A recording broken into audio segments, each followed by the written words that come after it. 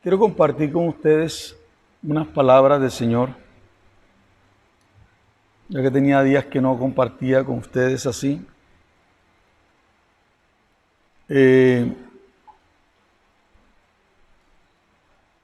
Esta mañana le mandaba a una amiga, presidenta de pastores, de una de las asociaciones de pastores de la costa, le mandaba la noticia de una pastora, presidenta también de otra asociación, de aquí de los lados de Sucre, Sincelejo, la pastora Zucardi, que falleció.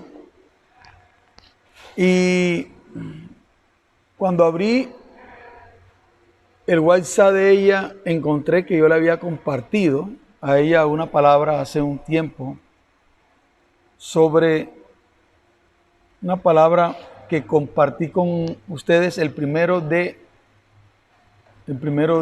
enero del 2020. Y yo le puse a eso: los profetas no se equivocaron. Y ese momento que compartí fue sobre lo que significaba la visión 2020. Yo no sé si ustedes recuerdan eso. Y yo me puse a escuchar ese mensaje y dije, wow, cómo Dios realmente nos alerta desde antes. Y muchas personas pensaban que la visión 2020, como es una visión perfecta, era que las cosas iban a andar como realmente nosotros esperábamos. Pero la visión 2020 era una visión perfecta para poder ver realmente más allá de las circunstancias. Más allá, no solamente de las circunstancias, sino las cosas tal como eran. Y el mirar las cosas tal como son, no como parecen ser, no por lo que oímos ni por lo que vemos, nos hacen tener una perspectiva clara de lo que Dios quiere que nosotros tengamos. Que es lo que quiere que nosotros tengamos. Y si nosotros tenemos una visión clara, realmente, no de acuerdo a nuestras expectativas, sino de acuerdo a lo que Dios quiere, a cómo Dios mira, entonces vamos a minimizar los impactos de frustraciones, de decepciones, de falsas expectativas, si nosotros miramos desde la óptica de Dios. Porque nosotros tenemos un sistema de evaluación diferente al de Dios, un sistema de evaluación de prosperidad, un sistema de evaluación de éxito, un sistema de evaluación de progreso. Pero cuando Dios nos muestra a través de la naturaleza, a través de los errores de las personas que están en la Escritura, nosotros nos damos cuenta que estamos muy lejos de lo que Dios quiere realmente que nosotros entendamos. Pero aún es inevitable que nosotros podamos tener situaciones difíciles. No controlamos el mundo. Lo que sí podemos controlar son nuestros pensamientos, podemos controlar realmente nuestra manera como entendemos y aprendemos de acuerdo a nuestras actitudes. Y realmente, cuando tú encuentras cómo el Señor, a pesar que atravesó por una de las cosas más tremendas y difíciles, que fue precisamente su sacrificio en la cruz, cuando nosotros encontramos esta situación del Señor, indiscutiblemente Él es el ejemplo perfecto para que nosotros podamos realmente aprender y desarrollar lo que Él quiere que desarrollemos. ¿Y cómo pudo Él soportar tal cosa y no perder su objetivo? Porque una de las cosas que ocurre es que cuando nosotros atravesamos por momentos críticos y difíciles, que no esperábamos, momentos inesperados, cuando nosotros no esperamos la pérdida de un ser querido, cuando nosotros no esperamos una frustración muy grande y no tenemos la visión correcta del Señor, eso puede llevarnos a tristezas profundas. Y sabes que ese texto de la Biblia de Hebreos 12:2 me sigue impactando. Ese Hebreos 12:2, voy a leerlo, porque sencillamente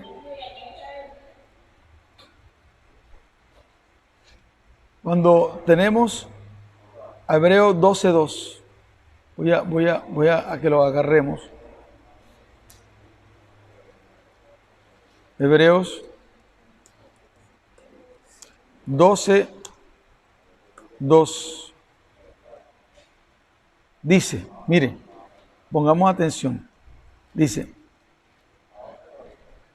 puesto los ojos en Jesús,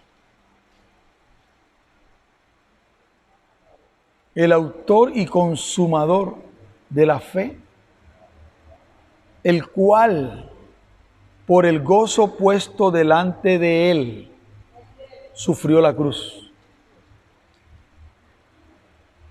Menospreció el oprobio y se sentó a la diestra del trono de Dios. O sea,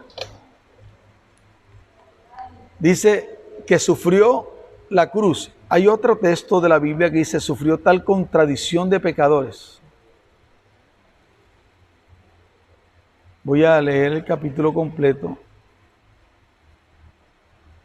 Dice, verso 1 del 12, dice, por tanto nosotros también teniendo alrededor nuestro tan grande nube de testigos, despojémonos de todo peso y del pecado que nos asedia. O sea, miren por dónde empieza. Comienza hablando por los testigos, las personas que están alrededor de nosotros. Porque es que la actitud que nosotros tengamos y que la manera como nosotros actuemos y la manera como nosotros asumamos las circunstancias, de alguna manera, para bien o para mal, van a afectar a las personas que están a nuestro alrededor. Y una de las cosas que uno tiene que tener cuidado es eso. Por lo menos yo puedo estar muy molesto con las cuestiones de la iglesia, pero yo no voy a hablar en mi casa, porque mis hijas están escuchando. Yo no voy a hablar en mi casa la frustración que tenga con mis pastores o con la iglesia o con cualquiera, porque, ¿sabes qué? Porque esas cosas se van a arreglar, pero el impacto que causa a nuestro alrededor de las personas que escuchan en el primer impacto mi rabia, mi actitud, mi respuesta inapropiada a cierta situación, le va a afectar más allá de la circunstancia. Por tanto, nosotros también teniendo de alrededor tan grande nube de testigos, o sea, por tanto, hace el énfasis, por tanto, nosotros también teniendo en derredor nuestro tan grande nube de testigos, dice, como si tome la decisión de despojarse de todo peso y del pecado que nos asedia, todo el lastre que nosotros tenemos. O sea, por causa de la gente que está a nuestro alrededor, nosotros tenemos que mejorar sí o sí, aunque no nos guste la circunstancia. ¿Por qué? ¿Por qué hay hijos que no quieren saber nada del pastorado? Porque han visto a sus hijos, a sus padres, sufrir con la gente y no han sido prudentes frente a las circunstancias. ¿Por qué hay hijos que no quieren saber nada de la iglesia? Porque ellos son esa grande nube de testigos que está a nuestro alrededor, no solamente ellos, pero eso es la más cercana y la más importante. No quiere decir que las otras no sean importantes. Dice, despojémonos de todo peso y del pecado que nos asedia y corramos con paciencia la carrera que tenemos por delante. Y aquí está el texto que quiero resaltar. Puesto los ojos en Jesús. O sea, cuando habla de puesto los ojos en Jesús, simplemente no es mirar, sino es contemplar, es analizar, es mirar la manera como Él lo hizo, cómo Él asumió las cosas. Y muchas veces por nosotros no mirar a Jesús es que cometemos los errores que cometemos, reaccionamos los errores que reaccionamos, decimos las cosas que decimos por no mirar a Jesús. Pero cuando volvemos a mirar a Jesús, el Señor nos corrige. Él nos corrige y dice, eso está que tú dijiste está mal y tenemos que arrepentirnos. Pero hay personas que ven el error y no se arrepienten. Se mantienen en su orgullo y en su prepotencia porque no quieren dar disque su brazo a torcer. Y están haciendo daño. Yo nunca le he tenido miedo a confesar pecados públicos. Porque el que me llamó fue el Señor. Y nunca me ha dado temor ni miedo que digan que siempre está pidiendo perdón. Porque voy a pedir perdón cada vez que el Señor me toque. Porque yo no quiero que la gente me monte en un pedestal como si no pecara, como si no fuera la última Coca-Cola. No, quiero que me vean tal cual como somos. Para que no se lleven decepciones. Dice, puesto los ojos en Jesús, el autor y consumador de la fe, el cual, aquí está el detalle que quiero ser fuerte, el cual por el gozo puesto delante de él, sufrió la cruz, menospreciando el oprobio y se sentó a la diestra del trono de Dios. Considerad aquel que sufrió tal contradicción, considerad aquel que sufrió tal contradicción de pecadores contra sí mismo, para que vuestro ánimo no se canse hasta desmayar. Cuando el ánimo nuestro se cansa hasta desmayar, ahí nosotros vamos en picada y decaída. Y esa es una de las cosas que quiero enfatizar en el día de hoy. Dios en su gran misericordia nos ha dado a nosotros dones. Yo no era el más indicado entre todas las personas que estaban en Hermanos en Cristo para ser el director de nuestra misión. Habían personas más preparadas que yo, personas con un perfil físico mejor que yo. Yo en aquel entonces era un jovencito flaco que venía de un trajín fuerte. Y eso a mí me indica que Dios puede coger a alguno, cualquiera. No importa si es un Pedro, no importa si es un Mateo, no importa si es el que sea. Y lo puede levantar sin estudio. Entonces, muchas veces nosotros nos sentimos acomplejados frente a otras personas porque pensamos que aquella persona tiene mayor preparación que yo en y aunque eso tiene algo que ver con la exposición de lo que va a hacer, no con relación al llamado, porque Dios llama al que Él quiere, cuando Él quiere y como Él quiere. O sea, quiere decir, todos ustedes, todos nosotros estamos habilitados para poder pastorear esta iglesia. Todos. Yo no creo incapaz a ninguno de ustedes de no ser capaces de pastorear una iglesia y esta iglesia. ¿Sabes por qué? Porque Dios los llamó y Dios le dio un don. No es la capacitación secular que te hace a ti estar en una preeminencia. Es el don de Dios que te habilita. No éramos nada. Y Dios nos llamó, nos preparó y nos empoderó y nos colocó. Dios también puede quitarnos a nosotros. Y no tiene ningún problema. Esta iglesia puede funcionar sin ninguno de nosotros. Esta iglesia ha funcionado sin ninguno de nosotros haber estado aquí. Desde antes. Cuando empezó. Y los que comenzaron, ninguno están aquí. Lo que quiere decir que si Dios quiere, Él puede quitarnos a todos nosotros, hasta a mí, y esta iglesia no va a perecer porque las puertas del infierno no pueden. O sea, no quiere decir que si yo me voy o si alguno de ustedes deja su función, esto se va a acabar. No, eso se pensó en un tiempo, muchas personas pensaron, pero aquí se han ido una y otra vez mucha gente y la iglesia ha permanecido. Mucha gente se ha burlado y ha esperado que esto vaya en bajada, como decían algunos, pero resulta que vamos es en subida. De piso de tierra construimos esto, todos. Cuando no había nada, cuando las bancas eran de madera y Dios nos levantó. Entonces, les quiero decir que ninguno de nosotros tiene que hacerse el mere, porque no, ninguno de nosotros es esencial para que esta iglesia funcione. Para que usted sepa. Y eso ya yo lo entendí. Esta iglesia funciona sin mí. Ya lo comprobé. Y sin alguno de ustedes también funciona y va a seguir funcionando. Entonces, cuando nosotros pensamos que esta iglesia sin mí no puede funcionar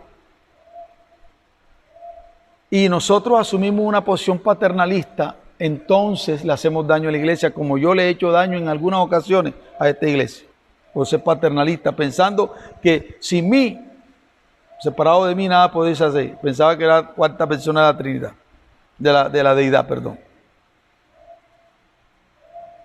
El punto aquí es considerar aquel que sufrió tal contradicción de pecadores contra sí mismo,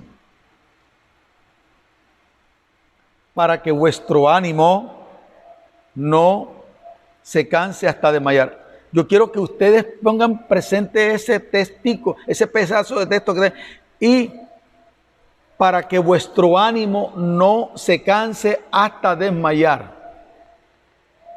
O sea, ¿qué sería lo que nos llevaría a nosotros a un desánimo tan desanimante, valga la redundancia, que nosotros desmayemos, que nosotros perdamos el interés y el enfoque en lo que Dios nos llamó?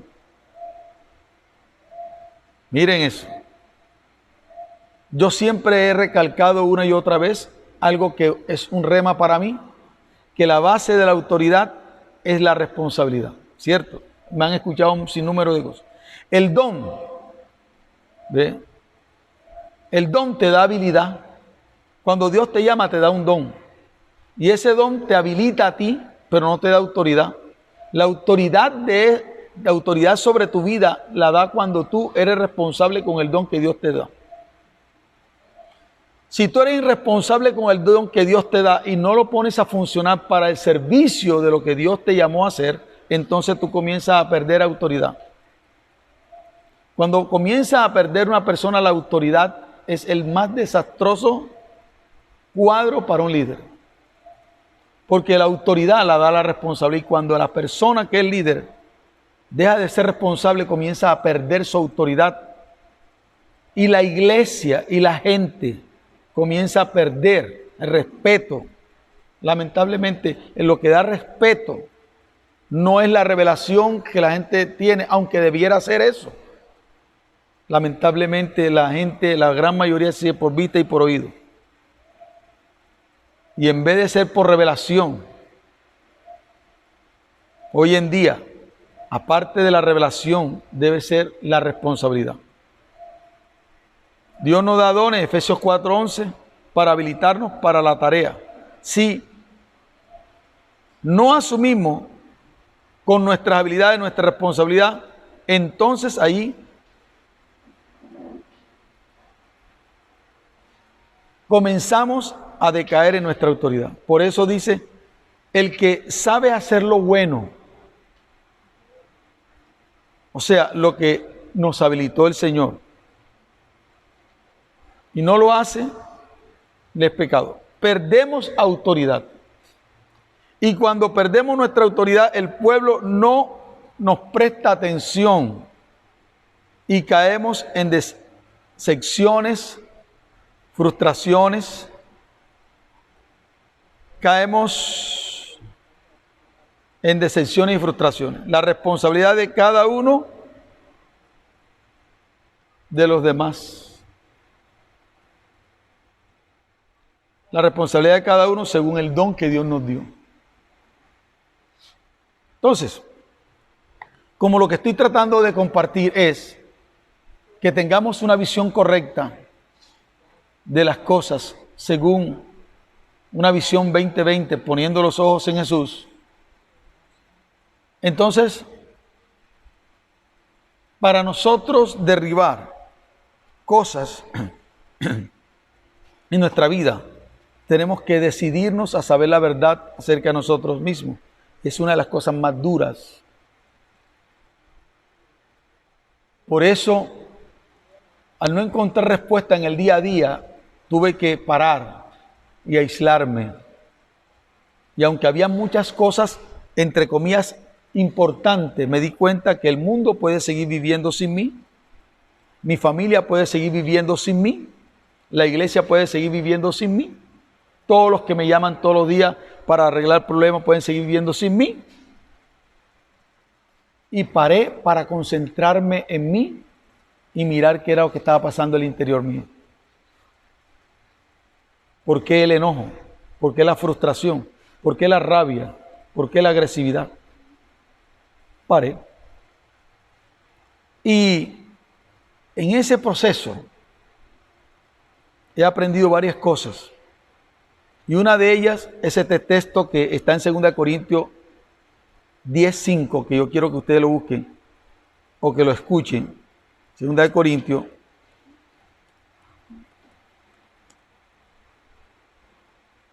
5.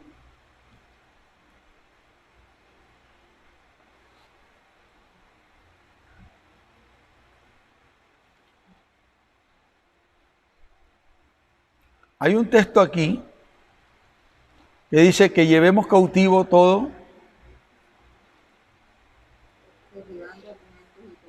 Sí, ¿dónde está ese texto? 10:5. Espérate, es que puse mal. 10:5. 10:5. Dice, y aquí es donde nosotros tenemos que tener unidad de propósito como pastores de esta iglesia. Independientemente de las amistades, independientemente de la familiaridad. Esto es lo que yo pido como el líder o el apóstol de este equipo. Derribando argumentos y toda altivez que se levanta contra el conocimiento de Dios y llevando cautivo todo pensamiento a la obediencia a Cristo. Ese texto lo prediqué un miércoles aplicado a la persona, pero aplicado al cuerpo de Cristo, cómo nosotros podemos derribar argumentos. ¿Qué es un argumento? ¿Pueden participar? ¿Qué es un argumento? ¿Un argumento qué es? ¿Qué decimos que es un argumento? Argumento. Significado de argumento. Vamos a mirar aquí. Argumento es razonamiento que demuestra, refuta o justifica algo. Razonamiento que demuestra, refuta o justifica. Refuta o justifica. El segundo significado es conjunto de hechos que nos narran en una obra literaria, teatral o cinematográfica, a partir de los cuales se desarrolla el texto o el guión. O sea, quiere decir la razón por la cual, si yo tengo una percepción equivocada, yo voy a tener un argumento equivocado. Por eso una de las cosas más tremendas y desafiantes de nosotros como pastores es precisamente ayudar a las personas, ¿ya?, a transformación de la mente. Dice, transformados por medio del entendimiento. El entendimiento es una cosa fundamental para el desarrollo de la vida. La gente que tiene un entendimiento errado va a mirar la vida errada. Por eso que dice la Biblia, para los puros todo es puro, para los impuros todo es impuro. O sea, muchas veces nosotros tratamos de ir en contra de la corriente porque se levantan argumentos, las personas tienen una forma de entender las cosas. Y contra eso nosotros no podemos aplicar nada. ¿Por qué? Porque sencillamente en la transformación de una persona se da cuando la persona toma la decisión de transformar los pensamientos. Transformado por medio de la renovación de vuestro entendimiento, para que podáis comprobar cuál es la voluntad de Dios, agradable y perfecta. ¿Estás captando la idea? Entonces, un argumento, ¿qué son los argumentos que se levantan contra las iglesias de Cristo? Y es claro, y tenemos que ser contundentes. El crecimiento personal, la vida desordenada de cada persona. Toda la mayoría de las personas busca la forma de buscar el responsable de sus desgracias. ¿Cuál es la verdad acerca de las cosas? Hay iglesias que, bien, hay iglesias que han parado algunas actividades porque se dijo tanta mentira de que en esa iglesia pedían tanta plata que el pastor se perjuició y dejó de hacer actividad. Se dicen tantas mentiras consecutivas que a veces se tienen como verdad. Ahora, no solamente de la iglesia, sino también de nosotros. De usted se han dicho mentiras. De algunos han dicho, no, es que él es muy lento. Otros han dicho, no, es que él es muy sonso. No, es que él le pasan carros y carretas. No, es que él hace lo que le da la gana. No, es que él grita mucho. No, que él no escucha a nadie. No, que no se puede hablar con él. No, que resultamente que es cascarrabia. No, que no visitan. No, que no pastorean. No, que no enseñan para que uno aprenda. Que no. O sea, la pregunta mía es, ¿qué es verdad? ¿Qué es mentira? O sea, ¿cuáles son las mentiras que han dicho acerca de ti como pastor? ¿Puedes prenderme la luz de esta voz un momentito? ¿Cuál es la mentira que se ha dicho de ti? De ti. ¿Qué mentiras se han dicho de ti, Carlos? ¿Qué mentiras se han dicho de ti, María Elena? ¿Qué mentiras se han dicho de ti, Cueto? Yani, ¿qué mentiras se han dicho de ti? ¿Qué mentiras se han dicho de Elena? ¿Qué mentiras se han dicho de Miladis? ¿Qué mentiras se han dicho de usted? ¿Qué mentiras se han dicho de mí? O sea, si nosotros comenzamos a tener en cuenta este texto, porque para construir cosas correctas tenemos que tener la visión correcta. Aún de nosotros mismos. Asaf tenía una visión incorrecta. Asaf, el músico, y estaba mirando hacia los costados y estaba juzgando a Dios, porque cómo era posible que los impíos que no buscaban a Dios tenían más cosas que él. Dice, hasta que entrando en el santuario de Dios, supe la verdad. O sea, ¿qué es?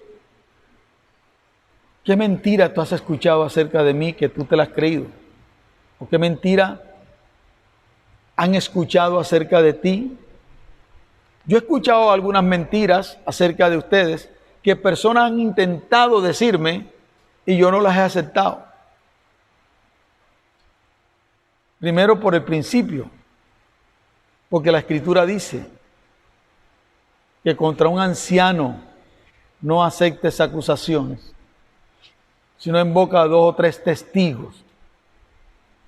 Y eso, tienes que saber quiénes son los testigos, porque lamentablemente en los últimos años la ley ha tomado, como verás, algunos testimonios de gente criminales, de gente que ha matado, que ha destruido, que ha mentido, que ha traficado, y con esos testimonios de personas que están pagando cadena perpetua han ido a la cárcel a escuchar los testimonios de esas personas y lo han tenido en cuenta para juzgar a las personas que están acá afuera. Eso, ¿sabe por qué se está sucediendo eso? Porque en la iglesia de Cristo también está sucediendo. No hay nada que esté pasando allá afuera que no esté pasando aquí adentro en Cristo, en la iglesia de Cristo. Hoy en día, ¿cuándo era que la gente hablaba en contra de un presidente? Hablaban escondidas, pero hoy en día la gente critica, se burla, hacen memes del presidente de la República. Hay cristianos, dicen palabras grotescas, maldicen a su gobernante, dice la Biblia. Dice Pablo, no sabía que era un principal, un príncipe del pueblo. Y la Biblia dice, no maldecirás a un príncipe de tu pueblo. Y la gente habla mal del alcalde, la gente habla mal del presidente, del gobernador. Oye, entraron ahí. Tengo que respetar. La gente habla mal de los pastores, de los apóstoles, cristianos. Impresionante. Y lo más terrible es que hay gente cristiana que cree eso. Y que toman posición a partir de lo que creen y escucharon. Es que Julanito de tal me lo dijo. Y yo no creo que él vaya a decirme mentiras. Y sabe que yo en estos días he descubierto tantas mentiras de personas que dijeron. Alguien le dijo a alguien, mira, Julanito de tal me dijo, me aseguró que él estaba convencido que este pastor, este apóstol, antes de ser cristiano, fue homosexual. Un homosexual está travesti, güey. Yo decía, yo que conocía a ese apóstol correctamente de cerquita, y yo no creo que sea así. Vamos a llamarlo enseguida. Y delante de la persona lo llamé. Y se ven acá, ¿tú algún día fuiste homosexual? Dice, yo fui de todo menos marica. Menos gay. Y la persona que estaba convencida porque la otra persona le dijo, porque era una persona seria, una persona que no miente, le estaba diciendo un asunto que de pronto esa persona también escuchó de otro y lo dijo, lo repitió. Entonces nosotros muchas veces nos convertimos en propagadores de mentiras porque no lo comprobamos personalmente. Que me dijeron, cuando alguien venga y le diga, me dijeron, quien está diciendo principalmente el asunto es la persona que te lo está diciendo. Y si alguien te viene a decir, mira, te voy a decir una cosa, pero no digas nada a nadie, y, bueno, dime para ver, y tú le digas, ¿sabe qué? Voy a comprobarlo y lo voy a llamar que tú me dijiste. No, pero no me hablas más, no te hablo más, pero tú lo dijiste. Como dice Pablo, Pablo no fue así. Podríamos decir que Pablo era imprudente, podríamos decir. Y entonces le dijo a los de Corintios, he sido informado por los de Cloé. Y por eso estoy escribiendo esta carta inspirada por Dios para corregir tal cosa. He sido informado directamente por los de Cloé. El apóstol Pablo no se puso con... No, el apóstol Pablo dijo, por los de Cloé me dijeron que ustedes, como también dijeron de los cretenses, que son malas bestias, glotones, y yo sé que eso es verdad. ¿Cómo a Pablo, siendo un apóstol, hacía eso? Utilizaba las escrituras y la predicación para confrontar a la gente con la escritura. Ese es el carácter apostólico de los últimos tiempos. Tenemos que tomar una posición radical en contra del pecado y ser misericordiosos ciertamente para los que realmente se quieren arrepentir y ser tajantes y radicales con la gente que no quiere arrepentirse y que quiere seguir su camino. Entonces, señores, la tarea que les voy a pedir a ustedes que hagan es esta, tanto aquellos que van a ver el video, es ¿qué mentiras han dicho acerca de ti que tú te has creído? Uno de los padres del comunismo diabólico ese que existe dijo, si se dice una mentira 1000 veces, algún día se tendrá como verdad. Y hay cosas que tu propia familia, tus propios vecinos, tu propia iglesia ha dicho acerca de ti que tú nunca te has puesto a analizar en la presencia de Dios para decir es verdad o es mentira. y tú te la has creído y eso está afectando tu vida. Yo quería dejar esta reflexión para ustedes. Quiero que oremos un momentico y después de que termine el corte podamos tener unos 10 minuticos, 15 minuticos para debatirlo.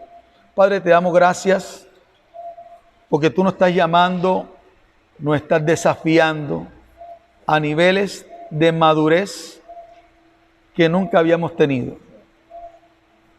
Gracias porque te rogamos que tú nos ayudes a poder ver el futuro que nos depara, aunque ahora estemos atravesando por momentos críticos y estemos atravesando desiertos y estemos atravesando lagos tormentosos como los que sufrieron cuando iban hacia libertar al endemoniado ganadero.